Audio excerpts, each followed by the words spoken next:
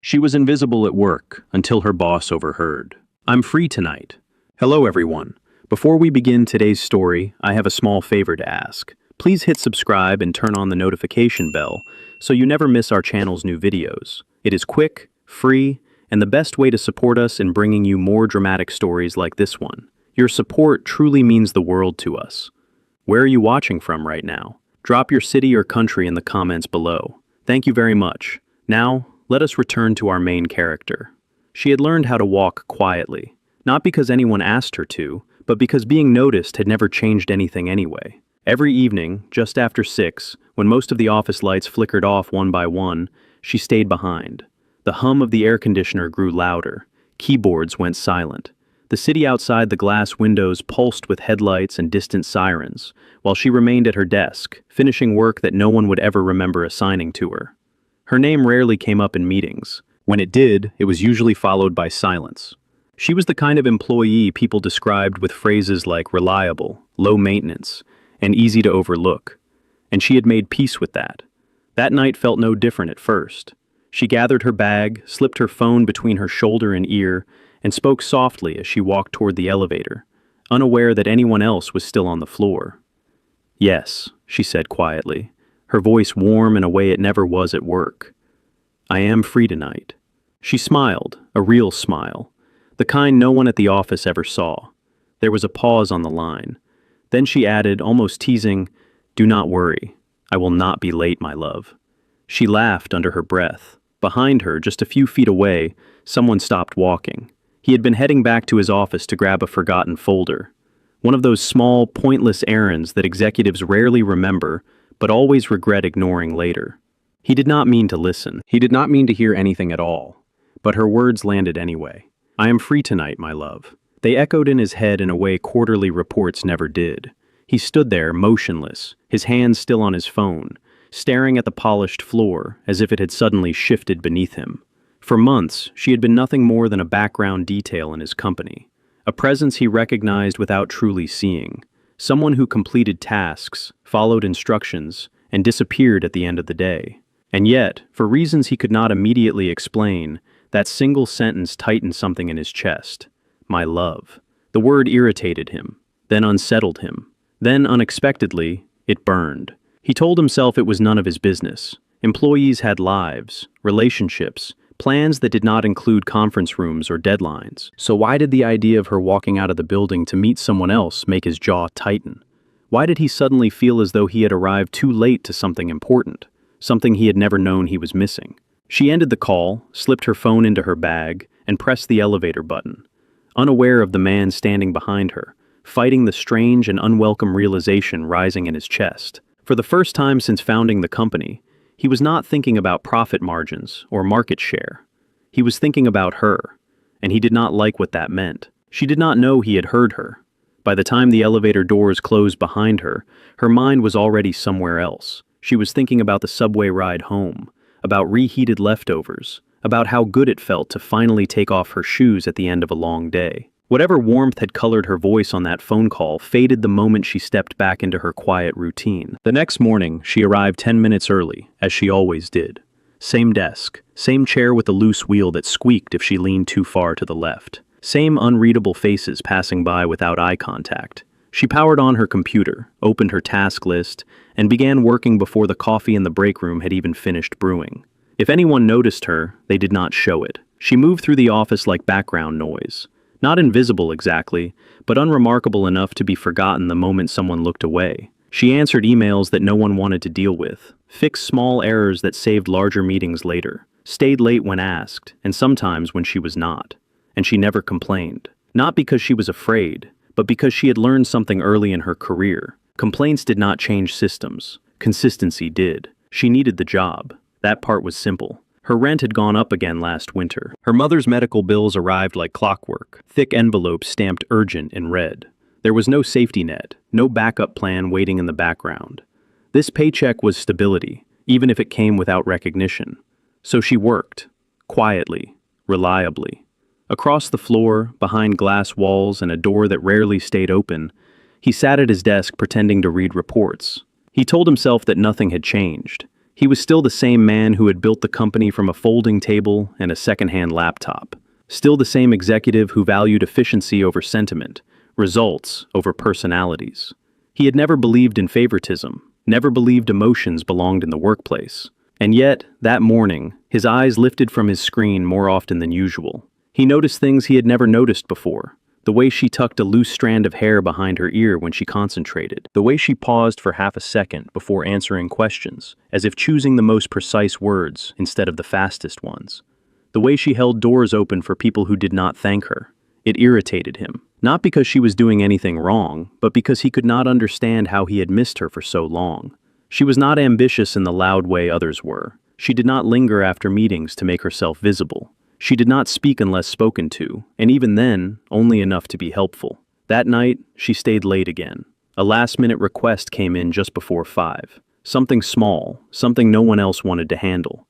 She accepted without hesitation, sent a short confirmation email, and settled in as the office emptied around her. From his office, he watched the lights dim one by one. He should have left. He had dinner plans, a call scheduled, a life that rarely waited for anyone. But instead, he remained where he was, telling himself he just wanted to finish one more page. When he finally stood to leave, he passed her desk. She looked up, surprised, then offered a polite smile. "Good evening," she said. Her voice was neutral now, professional, the warmth from the night before carefully packed away. He nodded, unsure why his chest felt tight. "Still working?" he asked, even though the answer was obvious. "Yes," she replied. "I will be done soon." No complaint, no expectation. As he walked away, one thought followed him down the hallway, unwelcome and persistent. If she could disappear this easily in his own company, how many others like her had he never truly seen? And for the first time, he wondered whether the problem was not invisibility at all. It was where he had chosen to look. He told himself it was curiosity, nothing more. The following days passed without incident, at least on the surface. Meetings came and went. Emails piled up. Decisions were made, signed, approved, and forgotten. The company moved the way it always had, smooth and efficient, like a machine built to ignore the individual pieces that kept it running. But his attention no longer moved the same way. He began to notice patterns. She arrived early every morning, not to be seen, but to be ready. She organized shared files no one had asked her to touch, corrected mistakes before they reached the people who would have taken credit for fixing them. When something went wrong, she did not explain herself. She fixed it. Once, he watched her return a misplaced wallet she had found near the copy room. She did not announce it, did not wait for thanks. She simply placed it on the owner's desk and walked away before anyone noticed. That was when he made a decision. Not a large one, not yet. He told himself he needed to understand what kind of person she was when no one was watching. Whether the quiet reliability was real or just another carefully managed mask. So he started small. He sent a request late in the afternoon, framed as optional. Something that could wait until morning, something most employees would politely delay. She responded within minutes. "Of course, I can take care of it tonight." No exclamation point, no attempt to impress. That night, as the office emptied, he walked past her desk again. This time, he slowed. "You do not have to stay," he said, keeping his tone neutral. "It is not urgent." She looked up, slightly confused. "I know," she replied, "but it will be easier if I finish now." There was no eagerness in her voice, no resentment either, just a statement of fact. He nodded and continued walking, the strange feeling returning, heavier than before. He began creating more of these moments. Small tasks, minor inconveniences, situations that revealed character rather than ambition. She never pushed back, never flattered him, never asked for recognition. When praised, she accepted it politely, as if unsure what to do with it. When overlooked, she did not change. What unsettled him most was how little she seemed to expect. One afternoon, he overheard a conversation near the break room. Someone joked about how easy it was to assign her extra work because she never said no. The laughter was casual, thoughtless. She stood nearby, refilling her coffee, expression unchanged. Later that day, he watched her help the same person troubleshoot a problem that would have taken hours to fix alone. That was when the test stopped feeling like an experiment and began to feel personal. He was no longer asking whether she was different. He was asking himself why he had allowed people like her to be invisible in the first place. Still, he did not reveal anything. He dressed the same way, spoke the same way, maintained the distance that power demanded. He did not offer favors or exceptions. He did not step in when others dismissed her work. Instead, he observed. And the more he watched, the clearer it became. Her kindness was not strategic. Her work ethic was not performative. She did not adjust herself based on who was in the room. She was consistent. That consistency began to unsettle him more than ambition ever had. One evening, as she packed her bag, her phone buzzed. She glanced at the screen, smiled briefly, and slipped it away without answering. No words this time, no laughter, just a quiet moment she kept to herself. He looked away, the memory of her voice echoing in his mind again. "I am free tonight, my love." He did not know who waited for her on the other end of that call. He did not know what role she played in someone else's life. What he knew, with growing certainty, was that she was not invisible. She had simply been standing in a place no one powerful had bothered to look. And now that he was looking, he was no longer sure he liked what that said about him. The shift happened quietly. No announcement, no email sent to the entire team. Just a short message that appeared in her inbox late one afternoon, marked with his name in the sender line. "Could you stop by my office before you leave today?" She stared at the screen for a moment longer than usual. It was not panic she felt, but caution. Messages like that rarely meant praise. They usually meant revisions, clarifications, or tasks no one else wanted. She replied the same way she always did. "Of course, I will be there." When she knocked on his door, it was already after 6. The hallway outside was nearly empty, the sounds of the office reduced to distant printers and the low hum of cleaning machines. "Come in," he said. She stepped inside, hands folded loosely in front of her, posture respectful but not tense. "You wanted to see me?" she asked. He gestured to the chair across from his desk. "Yes, please sit." She did, smoothing her skirt slightly, eyes attentive but calm. She had no idea this moment had been planned. He slid a folder across the desk, careful to keep his tone even. "There is a small project I need help with," he said. "Nothing urgent, mostly coordination and follow-up." She opened the folder, scanning the contents quickly. It was administrative work, but more detailed than usual. Cross-department communication, scheduling, tracking progress. The kind of task that required patience more than authority. "I can do this," she said. He watched her closely, searching for something. Hesitation, excitement, fear. None came. "You will be working directly with me on this," he added, as if testing the weight of the words. She looked up, surprised for a fraction of a second, then nodded. Understood. That was it.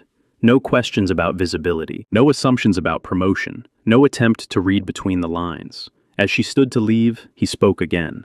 "This may require staying late some days." She smiled politely. "That is fine." Over the next week, their schedules began to overlap more often. They reviewed documents together, sat in quiet rooms going over timelines, exchanged brief conversations that never drifted into personal territory. He noticed how prepared she always was, how rarely she needed clarification, how she never tried to steer the conversation toward herself. Once, during a late evening meeting, he offered to order dinner. "You can expense it," he said. She hesitated, then shook her head. "I already brought something," she replied, pulling a simple container from her bag. "Thank you, though." It was such a small thing, but it stayed with him. He began to realize that she navigated the world with a careful self-reliance, one shaped by necessity rather than pride. She accepted help when it was practical, declined it when it felt unnecessary. The test continued, though its purpose was shifting. He found himself creating reasons to keep her involved, not because the project required it, but because her presence steadied the room. Conversations felt clearer, decisions felt grounded. One evening, as they wrapped up, he asked without thinking, "Do you enjoy this kind of work?" She paused, considering the question honestly. "I enjoy finishing things," she said. "I enjoy knowing something is better because I was part of it." No performance, no strategy. That answer followed him home. He still told himself he was being careful, that he was keeping his distance, that whatever he felt was irrelevant. But each day, the line blurred a little more. He had invited her into his orbit on purpose, and he was beginning to understand that once someone like her was seen, she could not be unseen again. The change did not announce itself. It crept in through small moments, through silences that felt heavier than words. He began noticing what he had trained himself not to notice before. The way her phone lit up during late evenings, the way she checked it quickly, then turned it face down on the desk, as if guarding something private. The way her shoulders relaxed just a little after reading certain messages. He told himself it was nothing. Employees had lives. relationships, people waiting for them beyond the glass walls of the office. Still, when he saw her smile at a screen that was not his, something in him tightened. One night, they were the only two left on the floor again. The city outside was dark now, reflected in the windows like a second office layered over the first. She finished typing, saved her work, and began packing her bag. "You are heading out?" he asked, more quickly than he intended. "Yes," she replied, glancing at the clock. "I finished everything on the list." He nodded, then hesitated. "Do you need anything else?" she added genuinely. He shook his head. "No, that will be all."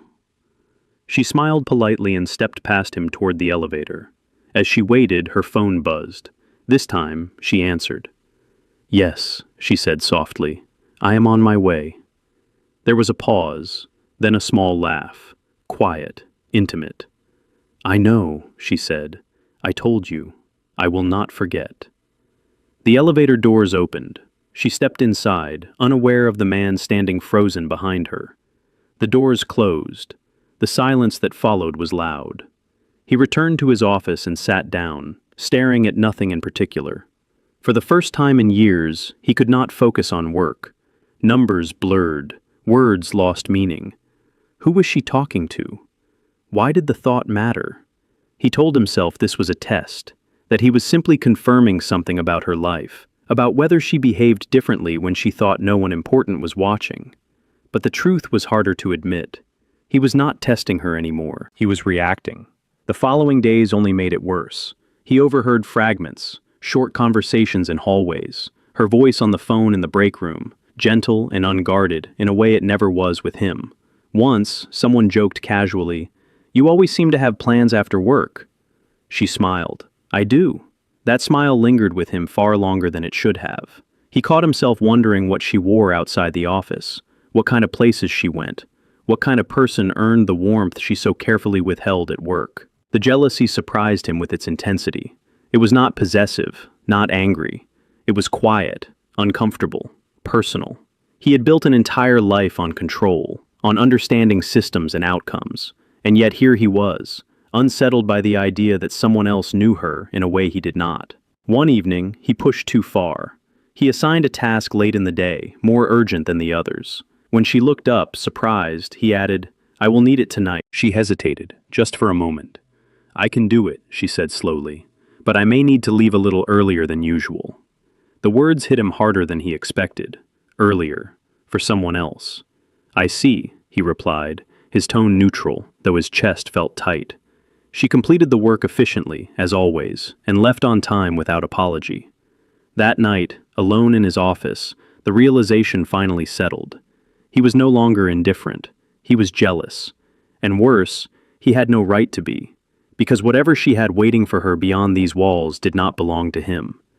And that truth burned more sharply than he was willing to admit. The realization did not come all at once. It arrived quietly, the way truth often does when it no longer needs drama to announce itself. The next afternoon, he found himself in the break room earlier than usual. He was not looking for coffee. He was looking for something to interrupt the thoughts that had followed him home the night before. She was already there, standing by the counter, stirring sugar into a paper cup, her shoulders slightly hunched in the way people do when they think they are alone. "Good afternoon," she said when she noticed him, stepping aside to make space. "Good afternoon," he replied. They stood there in silence for a moment, not uncomfortable, just unfilled. Her phone buzzed on the counter. She glanced at it, hesitated, then smiled in a way that softened her entire face. "I should answer this," she said, almost apologetically. "Of course," he replied, turning away. She stepped a few feet toward the window, lowering her voice. "Yes, I know," she said. "I will pick it up on the way home." A pause. "No, do not worry. I already checked. It is fine." Another pause, then a quiet laugh. "You always assume the worst," she said gently. He froze. There was nothing secretive in her tone. No flirtation, no tension, only familiarity, responsibility. When she ended the call and returned, she looked embarrassed. "I'm sorry," she said. "My sister." He turned back to her, surprised. "Your sister?" he repeated. "Yes," she said, lifting her cup. "She worries too much, especially about our mother." Something in his chest loosened. "I did not mean to intrude," he said. "You did not," she replied. "I probably talk about them too much." You care about them, he said before thinking. She smiled, smaller this time. They are all I have. The words stayed with him long after she left the room. That evening, he did something he had not done in years. He asked questions. Not probing ones, not leading ones, just simple, human ones. How is your mother doing? Is your commute long? Do you ever get any rest? She answered honestly, without suspicion. She spoke about hospital visits, about shared apartments, about learning to stretch every dollar and every hour, about how saying, "I am free tonight," often meant she had finally carved out time to take care of someone else, not romance, responsibility. He listened, feeling the weight of his assumptions settle uncomfortably on his shoulders. All this time, he had built a story around her without knowing a single fact. The jealousy that had burned so fiercely now shifted into something else. Shame. He had watched her, tested her, measured her worth in quiet moments, all while knowing nothing about the life she carried outside those walls. Later that night, alone in his office, he stared out at the city lights. He understood now. The test had ended, not because he had learned enough about her, but because he had learned something about himself. He had mistaken distance for discipline, control for leadership, and in doing so, he had almost crossed a line that should never be crossed. She had never belonged to anyone else. She had simply belonged to herself, and the warmth he had overheard in her voice was not love spoken to a partner. It was love spoken to family. The realization did not make things easier. It made them harder. Because now, stripped of jealousy and misunderstanding, there was nowhere left to hide from the truth. He did not want to test her anymore. He wanted to respect her. And that meant deciding what kind of man and what kind of leader he was willing to be next. The line was crossed the moment she noticed the change. Not in his words, but in his attention. He began stopping by her desk more often, asking questions that were no longer strictly about work, standing a little too long after answers had been given, watching, listening, weighing things she had never offered to share. At first, she told herself it was temporary, a new project, a phase, something that would pass once priorities shifted again. But it did not pass. One afternoon, as she gathered her things to leave on time, he spoke without looking up from his screen. "You are leaving early again." It was not an accusation, but it was not neutral either. She paused, then turned back calmly. "I finished everything assigned," she said, "and I told you earlier this week I had commitments." He nodded slowly, as if noting something down. "Family?" he asked. The question landed heavier than he intended. "Yes," she replied. "Always." Silence filled the space between them. She waited. He did not speak. That was when she understood. He had not meant to cross a boundary, but he had. And whether intentional or not, it was beginning to feel like something else. Pressure. That night, she did not go home right away. She walked instead, letting the cool air steady her thoughts. She had worked too hard to feel uneasy in a place that paid her to be invisible, not scrutinized. The next morning, she requested a meeting. Nothing dramatic, just a calendar invite with a neutral subject line. When she sat across from him, her posture was steady. "I want to talk about my role," she said. He nodded, attentive. "I appreciate the opportunity to help with the project," she continued, "but I need clarity." "Clarity about what?" he asked.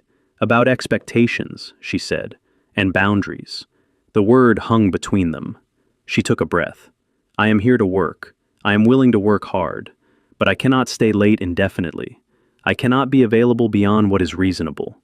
And I cannot feel as though my personal life is being evaluated." He stiffened. "That is not my intention," he said quickly. "I believe you," she replied. "But intentions do not change impact." She let the words settle. "I have been invisible here for a long time," she said softly. "I learned how to survive that. What I cannot navigate is being noticed without knowing why." He looked at her then, truly looked, and for the first time, he saw not an employee, but a woman drawing a line. "I do not want special treatment," she continued, "and I do not want to be tested. I want fairness, or I would rather step away." The final words were not a threat, they were a choice. Silence stretched. He felt the weight of everything he had nearly become, a man using power without naming it, curiosity slipping into control. "You are right," he said finally. She did not relax. "I should not have let my attention blur into expectation," he continued. "That was unfair to you." She nodded once. I need to know, she said, steady and clear, that if I stay, it is because my work matters, not because I was noticed. He met her gaze. It does matter, he said, and I am sorry it took me so long to act like it. She stood. Then we are clear, she said. As she left the room, he understood the truth he could no longer avoid. This was not about losing her as an employee. It was about earning the right to remain someone she could respect. The change did not come with an announcement. It came with action. The following week, the project she had been working on was reassigned. Not taken away, but restructured. Clear deadlines, clear scope, clear end. No late-night requests disguised as urgency. No quiet tests disguised as opportunity. And something else changed too. Her name appeared on an internal email for the first time. Not buried at the bottom, not implied. Written plainly, credited correctly. She noticed it when a colleague stopped by her desk. I did not realize you were coordinating this, he said, surprised. Nice work. She smiled, small and genuine. Thank you. From that day on, the tone shifted. He no longer stopped by her desk without reason. When he needed something, he scheduled time. When he gave feedback, it was direct and professional. When she declined additional work, he accepted it without question. The balance returned. One evening, as she gathered her things, he approached her desk again. This time, he kept a respectful distance. Do you have a moment? He asked. She considered, then nodded. Yes. They walked to a small conference room with the door left open. He did not sit at the head of the table. He sat across from her, the way equals do when they intend to listen. I owe you clarity, he said. She waited. When you spoke to me last week, you were right, he continued. I allowed my perspective to shift in a way that was not fair to you. She watched him carefully. He did not rush. I never intended to test you, he said. But intention does not excuse impact. I crossed into territory that should never be crossed. He paused. I want to be clear about something. Any opportunity you receive here will be based on your work. Not my attention, not my feelings. The word landed between them, named at last. She inhaled slowly. I appreciate you saying that, she replied. And I appreciate the changes. He nodded. There is one more thing, he said. I need you to know that nothing you shared about your family will ever be used against your time or your career. You have my word. She studied his face. Not searching for perfection, only sincerity. I believe you, she said. He did not smile. I hope I earned that belief, he replied. The following Friday, she finished her work early. As she shut down her computer, she noticed a calendar notification she had not expected. Team review meeting. Her name listed as presenter, not optional. Assigned. She looked up, heart steady, and met his gaze through the glass of his office. He did not wave, did not signal. He simply nodded once. That night, she walked out of the building without hesitation. Not because she was leaving something behind, but because, for the first time, she knew exactly where she stood. And inside his office, watching her go, he understood something just as clearly. This was not redemption through grand gestures or confessions. It was redemption through restraint, through choosing respect over power, and through giving her what she had never asked for, but always deserved, the right to choose him back, only if she ever wanted to. The meeting room was full, not crowded but attentive. She stood at the front, a simple slide behind her, hands steady on the remote. She did not rush. She did not apologize for taking space. She spoke clearly, explaining decisions she had helped shape, outcomes she had quietly carried for weeks. People listened. When she finished, there was a pause, then questions, thoughtful ones, engaged ones. And when the meeting ended, someone clapped, then another. She nodded once, professional, composed, and returned to her seat without looking toward his office. But he was watching, not with pride that demanded ownership, and not with distance that pretended indifference. He watched the way a leader watches someone who has earned their place without being granted permission. Later that afternoon, she found a note on her desk. Not handwritten, not dramatic. A printed message, folded once. Thank you for your work on the project. The impact was clear. That was all. No signature needed. That evening, she left on time. Outside, the city moved the way it always had, loud and indifferent and alive. She pulled her coat tighter, checked her phone, and smiled as she typed a short message. On my way home. The warmth in her voice returned, the same warmth he had overheard weeks ago. But now, it felt different to her too. It no longer belonged to a part of her life that had to be hidden from work. It was simply hers. Days passed, then weeks. Their interactions settled into something steady and honest. Professional first, respectful always. When they spoke, it was intentional. When they disagreed, it was direct. When she succeeded, it was acknowledged without ceremony. One Friday evening, as she gathered her things, he approached her desk. "Are you free this evening?" he asked. The question was careful, open-ended. She looked at him, considering not the words, but the way they were offered. "Yes," she said, "I am." He nodded. "There is a coffee place near the corner," he said, "if you would like to talk, outside of work. No assumptions, no pressure." She smiled just slightly. "I would," she replied. They walked out of the building together, not as boss and employee, not as something undefined and tense, but as two people choosing the same direction. She had not been invisible. She had been unseen. And the difference mattered. Because love did not begin when power noticed kindness. It began when power learned how to step back. And when she chose to step forward, it was not because he asked. It was because he finally gave her the space to decide.